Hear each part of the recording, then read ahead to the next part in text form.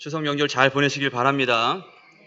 또 영상을 통해서 예배 드리시는 분들도 하나님 은혜가 가정에 충만하시길 주님으로 축복하고, 여기 있는 모든 분들에게도 한량의 은혜가 넘치시길 주님으로 축복합니다. 할렐루야. 자, 요한복음을 계속 나누고 있습니다. 저는 참 좋기도 하고 죽을 맛입니다. 너무 어렵습니다. 요한복음 잘못 선택했어요.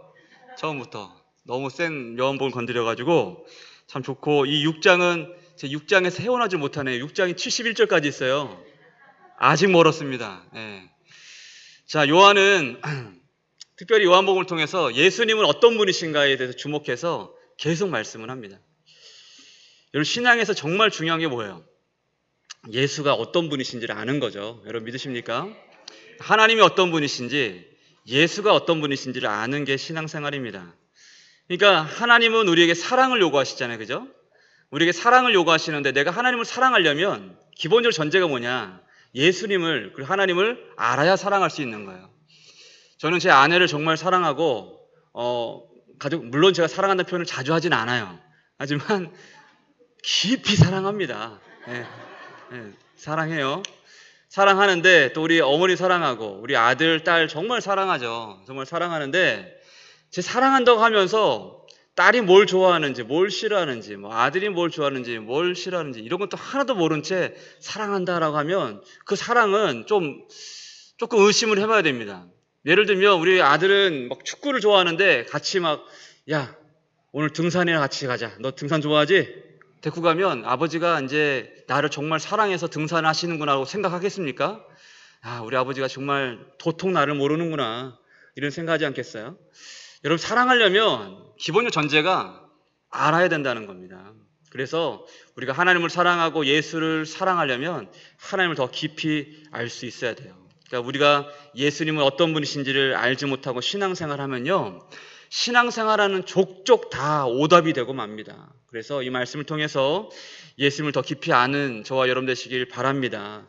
특별히 오늘 말씀은요, 그 중에서도 예수님이 직접 나는 누구다 라고 말씀하는, 요한복음에 그런 말씀들이 많이 나온다고 여러분 잘 들어 아실 거예요. 에고 에이미, 나는 뭐뭐이다 라고 말씀하잖아요. 오늘은 나는 생명의 떡이다 라고 말씀하신 그 본문이 소개되고 있는 내용입니다. 공교롭게도 요 앞선 내용이 뭐였어요? 오병이어 사건이었습니다. 배고픈, 그리고 기진한 하나님의 사람들, 하나님이 안타까워하시는 그들을 먹이시는 내용, 정말 하나님의 그 작은 떡, 보리떡 그 5개 물고기 2마리로 많은 사람들 먹이신 사건 이후에 진짜 떡이 뭐냐라는 것에 대해서 오늘 말씀을 전하고 있는 거예요. 한번 본문을 통해서 말씀 나눠보도록 하겠습니다. 우리 22절과 23절 같이 한번 보겠습니다. 같이요. 시작. 이튿날 바다 건너편에 서 있던 무리가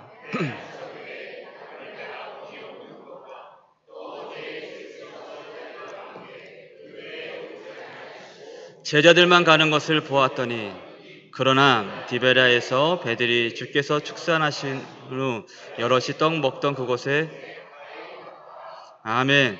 이튿날이라는 것은 지난번에 나눴던 오병이어 사건이 있은 그 다음 날을 의미합니다. 그리고 오병이어 사건이 있고 나서 저녁부터 새벽까지 어떤 일이 있었어요? 제자들이 예수님을 두고 가버나움으로 건너가려다가 큰 풍랑을 만나서 바다에서 아주 심한 고초를 겪게 되죠. 그때 예수님께서 무리를 걸어서 그들을 찾아가시고 그들을 구원해 주십니다.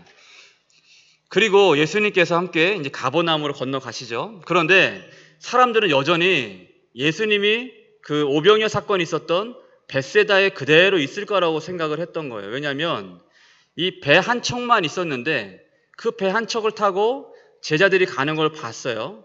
근데 봤는데 그 자리에 그 배에 예수님이 없었거든요.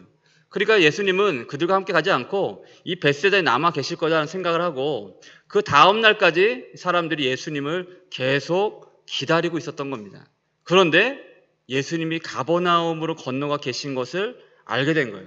24절과 25절 다시 보겠습니다. 같이요. 시작.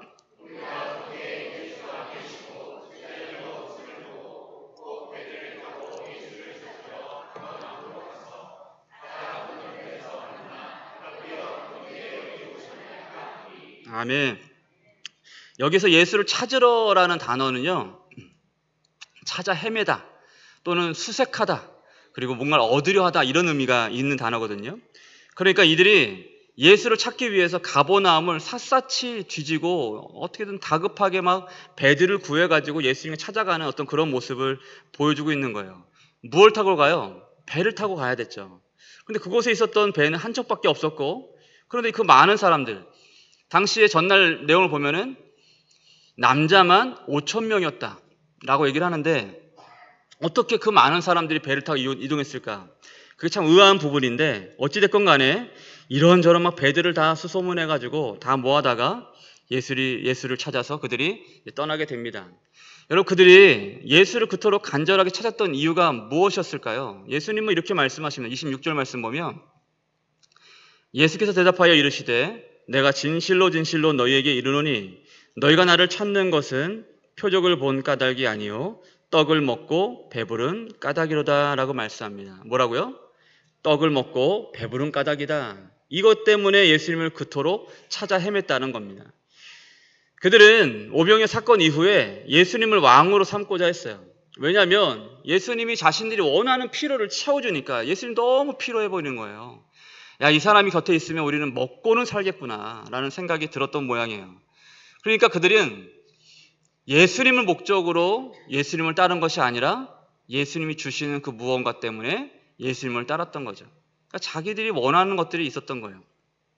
여러분, 이처럼 대부분의 사람들은요, 우리 신앙인뿐만 아니라 모든 사람들이 종교를 갖거나 예수를 믿는 많은 사람들의 예수를 믿고 종교 생활을 하고 교회를 나오는 이유 중에 하나가 뭐냐면 내가 원하는 것 때문에 예수를 따라간다는 거예요.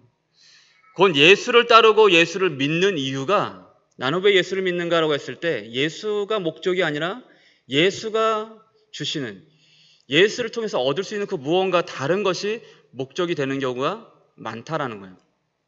제가 방탄소년단을 좀 좋아해서 한동안 제가 푹 빠져 있었던 적이 있었어요. 이 LA 공연을 하는데 LA가 뭐 난리가 났습니다.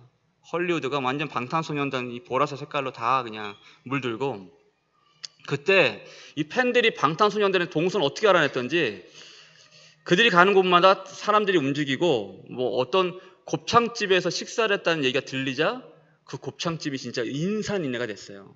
미국 사람들이 곱창을 좋아할까 모르겠는데 곱창 먹겠다고 막 줄을 서고 막 그 식당에 가득 채워가지고 막 다이너마이트 막 노래 부르고 막 난리가 나는 거예요. 곱창집에서. 사장님은 신났겠죠. 그래서 가만히 생각해 보니까 이들이 여기를 찾아간 이유가 뭐예요? 곱창이 맛있다는 소문 때문에 간 게 아니죠.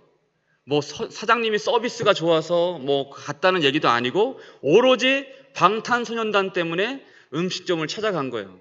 그러니까 이 사장님 입장에서는 한편에서는 좋기도 하면서 한편에서는 좀 아쉬운 마음도 있었을 거예요. 왜요?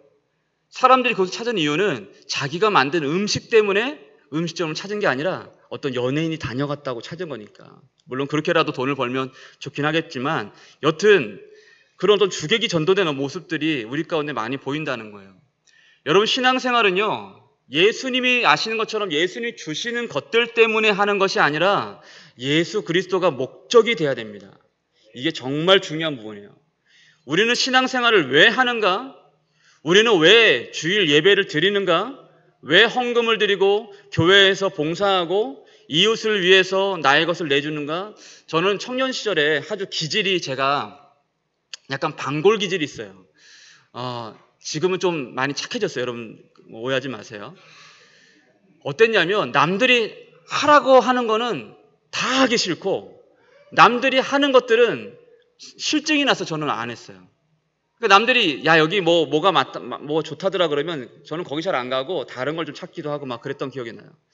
그런데 어릴 적에 청년 때 이게 헌금을 내는데 이름을 써서 막 내잖아요. 그리고 이름이 막 주보에 나온단 말이에요. 때로는 내 주보에 내가 헌금을 했는데 주보에 내 이름이 안 나왔다고 막 성질내는 성도도 만났어요. 저 그게 너무 이해가 안 되는 거예요. 이 헌금은 누구한테 드리는 거예요? 하나님께 드리는 거예요. 솔직히 말하면 저는 그런 마음도 들었어요. 헌금을 드리더라도 저는 봉투에 넣어서 드린 적이 사실 한 번도 없었어요. 그 당시에는. 지금은 전혀 그러지 않아요. 왜 그러냐면 이거 하나님께서 받으시는 건데 내 이름이 막 드러나고 왜 드러나게 이게 불편한 거예요. 그리고 내심 내 마음 가운데 내가 얼만큼 헌금하고 11조를 얼마나 잘하고 감사한 거 얼마나 잘하는지 누군가가 좀 알아줬으면 하는 마음도 자꾸 내심 일어나는 거예요. 담임 목사가 돼도 그건 잘 안 바뀌는 거예요. 누군가가 나를 보고 있어 라는 느낌으로 헌금을 하는 거예요. 여러분, 신앙생활 할 때 예수가 목적이 되지 않으면 모든 것들이 의미를 잃어버립니다. 그래서 방황하게 돼요. 여러분, 이 시대 어떤 목사님이 그런 얘기해요. 이 시대 청년들이 왜 교회를 떠났을까라고 했을 때 많은 사람들이 교회는 이런 곳이다라는 어떤 그런 기대감이 있는데, 교회는 사랑이 있고 예수님을 섬기고 예수를 믿는 믿음 안에서 죄인들이 모이는 믿음의 공동체고, 그죠? 그런 곳이라고 생각을 하는데, 뭔가 교회에 오면 서열 문화도 있고 장로들도 뭐 하는데 장로들도 막 거기서도 연차를 따라 서열을 매기고 장로, 안수집사, 권사 뭐 따로따로 막 이렇게 뭐 하고, 여러분 성경에 그런 것이 없거든요. 네. 약간 그런 것들을 보면서 청년들이 뭔가 이 교회는 약간 좀 문화가 우리랑 안 맞아. 약간 그런 느낌을 받아서 교회에 많이 떠난다는 이야기를 합니다. 여러분, 어느 교회에 많은 사람들이 몰려요? 예수만 보이는 교회가 살아있는 교회이기 때문에 그 교회에 하나님의 사람들이 많이 몰리게 되어 있습니다. 여러분, 예수가 우리의 목적이 되어야 된다는 거예요. 그래서 신앙생활에 가장 중요한 건 뭐예요? 예수 그리스도를 아는 데 있어요. 다른 게 복잡한 게 있는 게 아니에요. 기도를 어떻게 해야 돼요? 기도는 이렇게 해야 돼요. 이렇게 깍지를 껴야 돼요. 이렇게 손을 들고 해야 돼요. 이게 중요한 게 아니에요. 때로는 기도할 때 하나님의 이름을 시작해서 마지막에 아멘으로 예수님의 이름을 끝내. 사실 그것도 사실 중요하지 않아요. 하나님은 나를 긍휼히 여기시는 분이시잖아요. 그죠? 우리의 모든 걸 다 아신다고 말씀해요. 우리의 시름까지도 들으신다고 어느 찬양에는 고백해요. 하나님께 우리 아픔을 쏟아내는 게 그게 기도예요. 근데 그게 아니라 뭔가 어떤 그런 여러 가지 막 이상한 어떤 그런 막 교리와 이상한 어떤 그런 방식들이 자꾸 우리 신앙생활을 자유롭지 못하게 하는 경우가 많이 있다는 거죠. 여러분, 우리에게 좋은 믿음이 되려면, 예를 들면 그러잖아요. 좋은 인생이 되려면 좋은 인생에 맞는 좋은 질문이 있어야 된다고 얘기를 하잖아요. 예를 들면 톨스토이가 어떤 책을 썼어요? 사람은 왜 사는가? 뭐 이런 책을 썼잖아요. 거기서 그분이 얘기한 내용은 사람은 결국 사랑으로 산다, 이런 내용으로 마무리를 합니다. 여러분, 믿음 생활도 마찬가지예요. 좋은 믿음 생활을 하려면 이 믿음 생활을 할 때 좋은 질문을 던져봐야 돼요. 다시 질문합니다만, 우리는 왜 예수님을 따릅니까? 왜 예수님을 믿습니까? 여러분, 고민 한번 해봐야 돼요. 예. 이유는 뭐예요? 예수 그리스도만이 길이요, 진리요, 생명이시기 때문에 그래요. 다른 길이 없기 때문에 그래요. 길이요, 진리요, 생명 되시는 예수님만 사랑하고 예수를 따라갈 때에 그 길 끝에서 영생의 놀라운 축복을 경험하게 되는 거죠. 할렐루야. 예수만이 길인 줄로 믿습니다. 예수만이 생명인 줄로 믿습니다. 때문에 예수께만 관심을 갖고 살아도 우리의 시간과 우리의 삶은 참 모자라요. 그래서 예수를 더욱 아는 저와 되실 주님의 이름으로 축복합니다. 자, 그렇다면 구체적으로 질문해보죠. 우리는 왜 예수를 믿는 것일까? 27절 같이 한번 볼까요? 27절입니다. 같이요. 시작.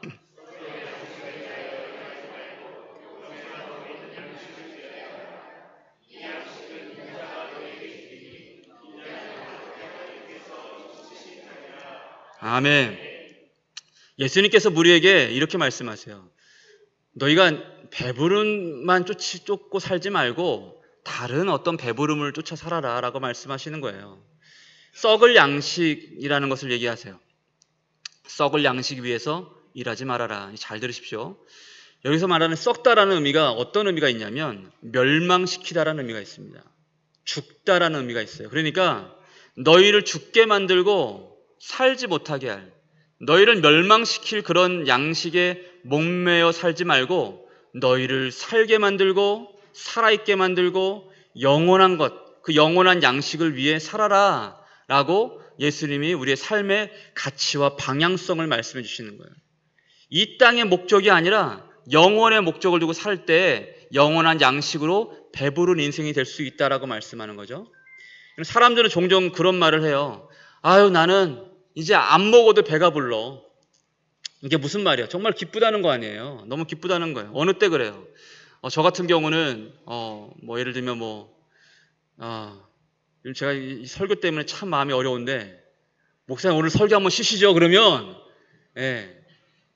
죄송합니다. 목사가 이 모양입니다. 야, 그날은 안 먹어도 배가 부르다.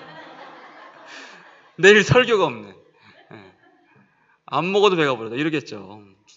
또 가령 아이를 갖지 못해서 정말 안타깝게 뭐 시험관도 하고 얼마나 여러분 아이 낳는 게 정말 축복입니다. 우리 젊은 분들 여러분들 아이 낳는 걸 미루지 마세요. 예. 아이를 못 낳고 좀 아이 때문에 정말 가슴 아픈 사람들이 정말 많거든요. 그런 분들이 정말 기도하고 했는데 어머니 제가 임신을 했어요 라는 말 들었을 때 어머니가 뭐 손뼉을 치면 난리 나지 않겠습니까? 야, 난 이제 정말 안 먹어도 나는 배가 부른다. 나는 여한이 없다. 막 이런 얘기 하지 않겠어요? 또 뭐 염려했던 건강검진에서 이제 막 손꼽아서 기다리고 이제 그 건강검진 날이 왔는데 우리 선자님 잘하셨어요. 예, 잘하셨어요. 정말 잘하셨어요. 깨끗합니다. 예, 내년에 봅시다. 예, 그러면 아니면 또 5년이 지났어요. 이제 5년이 끝났네요. 졸업하셨습니다. 이런 얘기 들면 이제 진짜 그날은 날아다니는 거예요. 안 먹어도 배가 부르죠. 그죠?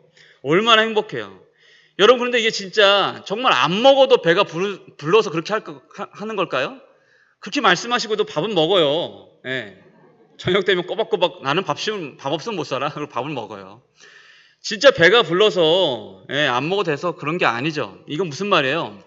우리를 배부르게 하는 것은 진짜 배부르게 하는 것은 따로 있다는 것을 의미하는 거예요. 치킨, 통닭, 뭐 똑같은 말이구나. 뭐 피자, 뭐 진수성찬 나를 배부르게 하는 것이 아니고 진짜 나를 배부르게 하는 것은 따로 있다는 것을 보여주는 것이에요. 그게 뭐예요? 만족함이라는 거예요. 만족함. 만족. 만족이란 단어는 뜻이 뭐예요? 말 그대로 모자람이 없다라는 거예요. 모자람이 없고 넉넉하다는 뜻입니다. 반대로 불만족은 뭐예요? 불만족은 뭐예요? 우리 삶이 뭔가 우리 마음이 모자람을 느낀다는 거죠. 내 마음이 넉넉하지 못하다. 이게 불만족하다는 겁니다. 때문에 행복이란 말은 다르게 표현하면 만족하다는 것에 다른 의미가 될 수가 있는 거예요. 여러분 많은 사람들이 여러분 만족하며 살고 있습니까? 만족하며 살고 애를 쓰고 살죠. 정말 애를 써요. 이러면 만족하게 될까? 저런 만족하게 될까? 애를 씁니다. 그러나 좀처럼 사람들은 만족을 느끼지 못해요. 지난번에 몇 주 전에 설교를 자주 제가 했기 때문에 나중에 한번 말씀을 찾아보십시오. 사마리아에 있었던 이야기 한번 찾아보십시오. 만족함을 느끼지 못해요. 왜요? 우리 어떤 욕망 때문에 그래요. 사람의 욕망은 채워지지가 않습니다. 절대로 채워질 수가 없는 거예요. 여러분 경제학자들이 항상 연구하는 게 뭔지 아세요? 공교롭게도 사람의 욕망을 연구합니다. 어떤 계산으로 이 경제가 운영되는 게 아니에요. 사람들의 욕망이 지금 어디에 자극받고 있는가가 경제를 지금 움직이고 있는 겁니다. 그와 같이 욕망은 특징이 뭐냐? 채울 수 없다는 게 문제가 돼요. 우리의 죄성에서 그런 욕망이 나옵니다. 이 욕망은 늘 실증을 느끼고 번미를 느끼게 하고 어떤 뭐랄까요? 이게 어떤 지루함을 느끼게 만들어요. 좋은 차를 샀어요. 아내에게 허락받고 여보 차인데 우리 좀 바꿔봅시다 하고 막 캠핑을 하고 싶은데 뭐 뭐가 부족하고 해서 차를 샀어요. 어떤 예전에 있었던 교회 사모님이 얼마나 지혜로우신지 그 사모님들 모여보면서 이렇게 얘기하더래요. 우리 남편들은 그냥 차 한 대 사주면 다 돼. 그런 얘기 하더라고요. 그러니까 차를 사면 얼마나 좋아요. 막 닦고 뭐 쓸고 막 그냥 뭐 세차장도 그냥 안 갑니다. 고급 세차장 기스날까봐 막 그러죠. 그런데 그것도 하루 이틀이지 며칠만 지나보세요. 금방 무뎌집니다. 또 다른 차들 실컷 보게 돼요. 30평에 살던 한 사람이 42평으로 이사를 갔어요.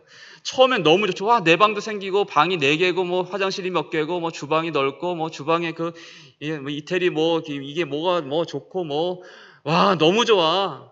여러분 그것도 살아보세요. 1년이 지나고 2년이 지나면 짐이 생기고 하다 보면 야, 여기도 좁게 느껴지네. 제가 작년에 전에 있는 교회에 있을 때 사택 공사를 한다고 잠깐 나가라는 거예요. 나가는데 어딜 나갔냐면 75평 아파트로 제가 갔어요.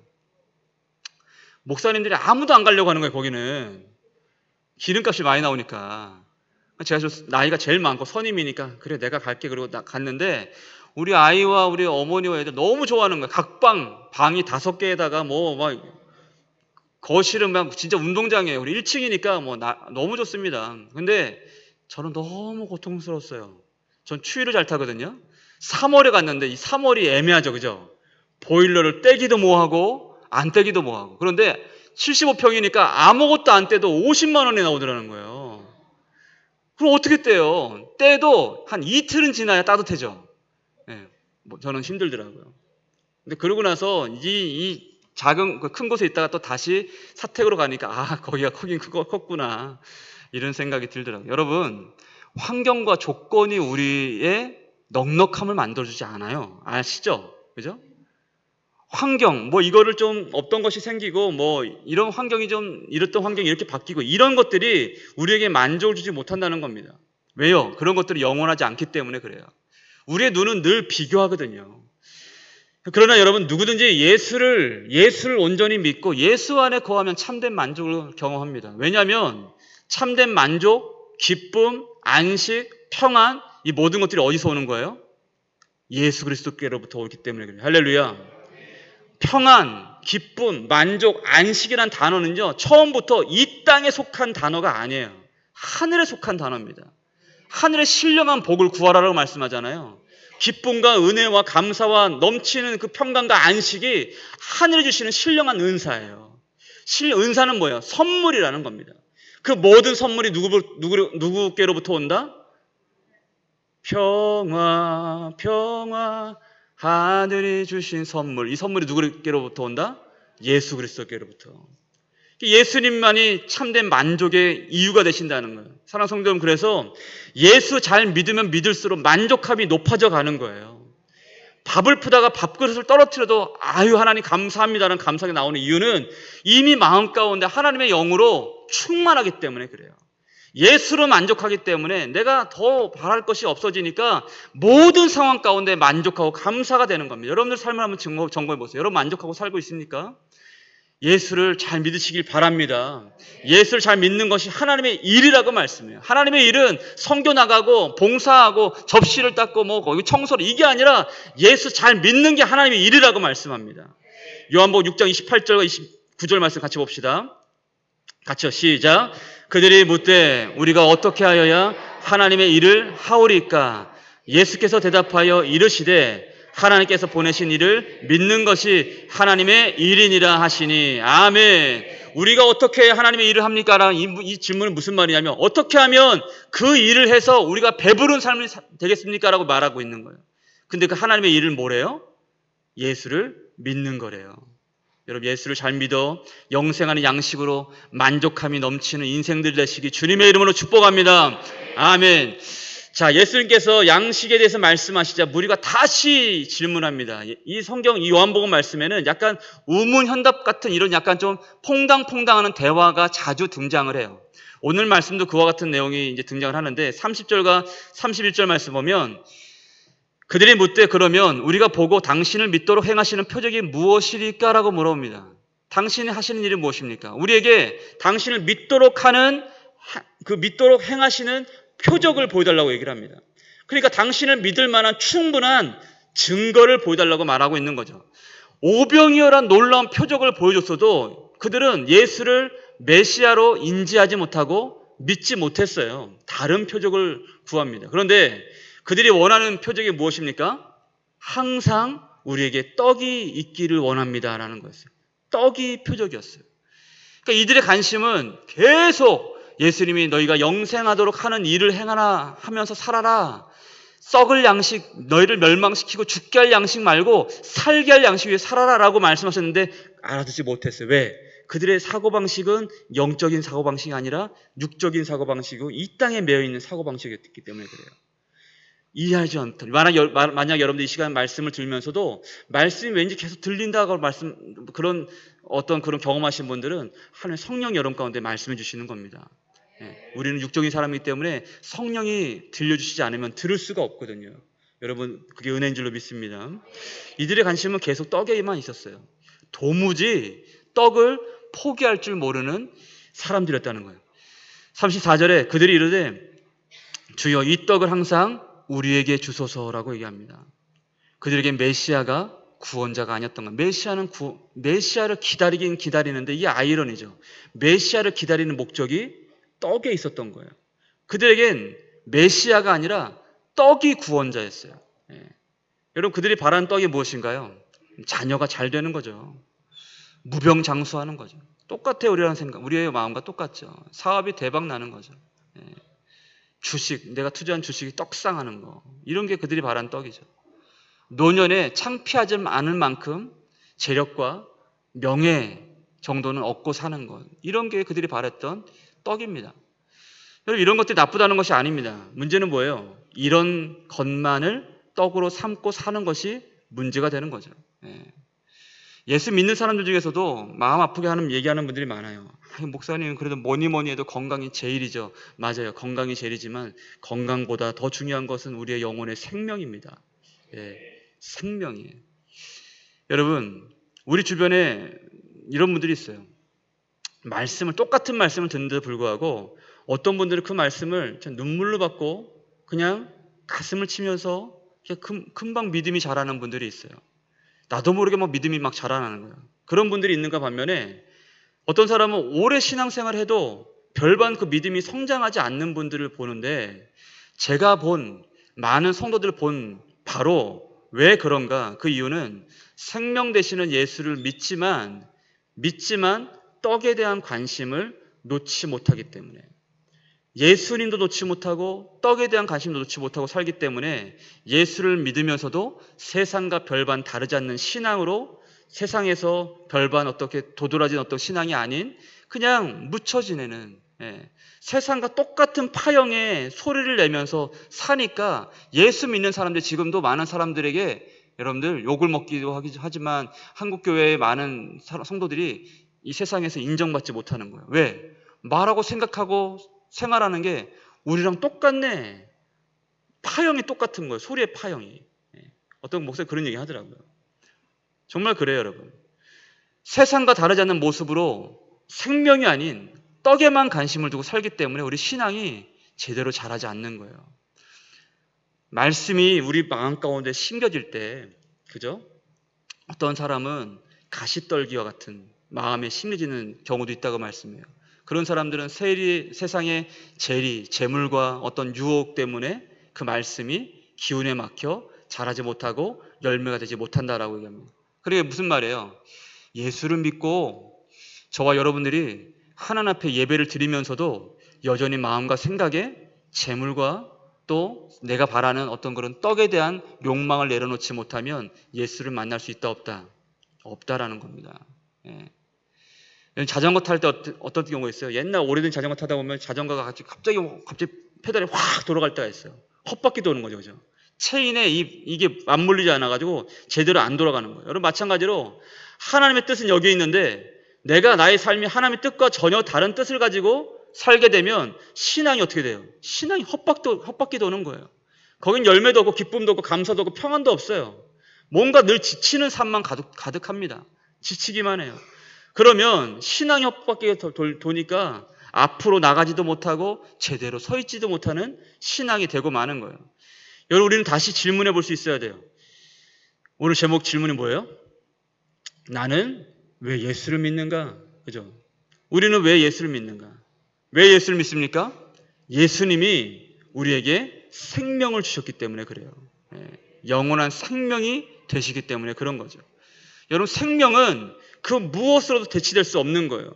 예전에 SBS에서 물은 생명이다라는 캠페인을 꽤 오랫동안 했었습니다.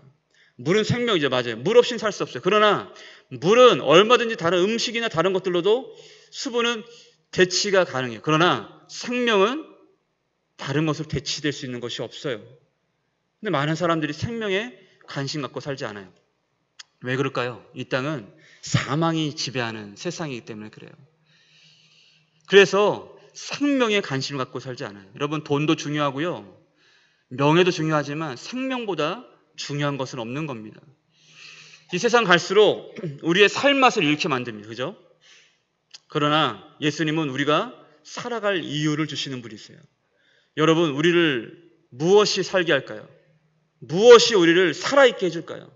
예수의 생명이 우리로 하여금 다시 살아있게 만들어주는 거예요. 예수의 생명이 우리를 살게 하고 살아있게 하는 능력이 된다는 거죠. 예수의 생명이 우리의 영혼의 허기짐을 만족시켜 주신다는 겁니다. 이것이 우리가 예수를 믿는 이유가 된다는 거예요. 할렐루야.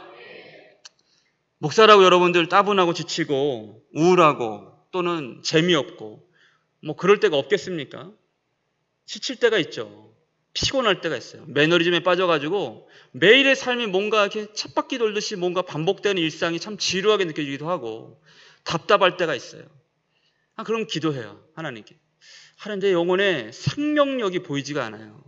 생명이 보이지가 않아요. 여기 있는 많은 사람들이 생명을 잃고 살아요. 그죠?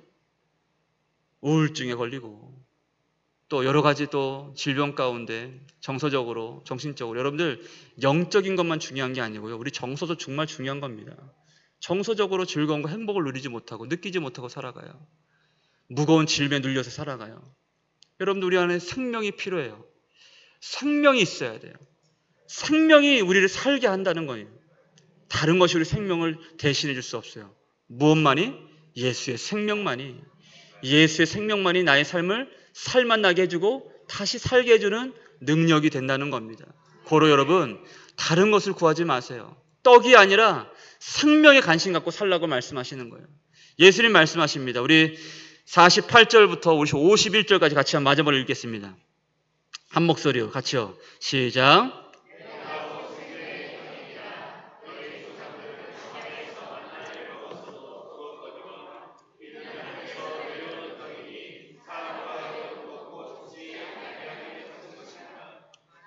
하늘에서 내려온 살아있는 떡이니 사람이 이 떡을 먹으면 영생하리라.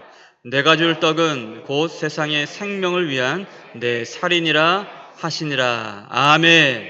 여러분, 예수님 뭐라고 말씀하십니까? 내가 곧 생명의 떡이다라고 말씀합니다.